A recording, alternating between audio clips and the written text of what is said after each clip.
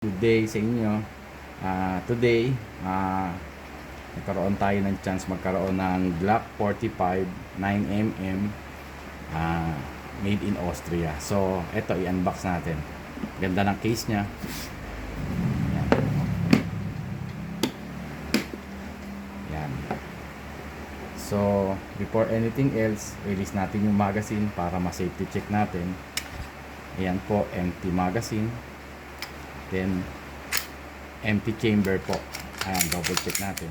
Then safe na point natin sa safe direction, trigger pull tayo. Yan.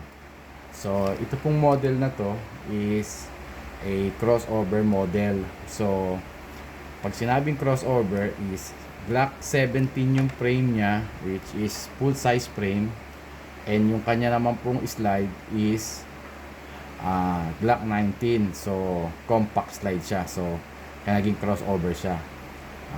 Yan, same siya ng Glock 19X without this front serration sa Glock 19X. So dito tayo sa Glock 45 is MOS model siya. Then ang kanyang sights ay yung black plastic sights, luminescent, ambidextrous slides, stop lock, then modular optic sights na din siya. Then ang kanyang mga kasama ay 2 magazine,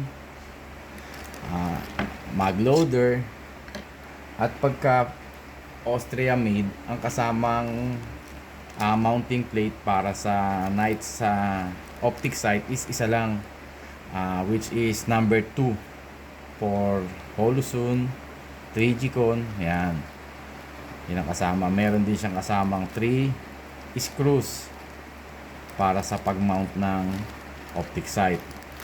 Yung backstrap, ang kasama ay 2 beaver tail backstrap, isang small at isang medium. Yung backstrap na maiksi lang, wala siya kasi yun daw ang model ng Austria.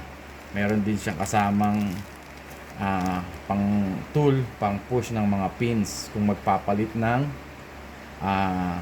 backstrap, kasi papalitan natin yung pin. Meron siyang kasamang extra pin na mas mahaba, eksakto dun sa backstrap kasi ito maiksi.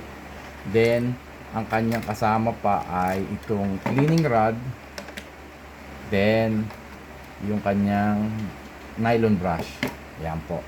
Yung manual tinanggal ko muna, itinabi ko kasi babasahin natin mabuti kung ano yung mga dapat na pointers para maging maayos yung ating Glock pistol.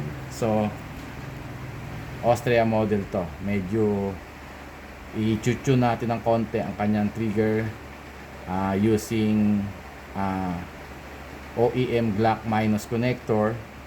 Yan, meron na tayo.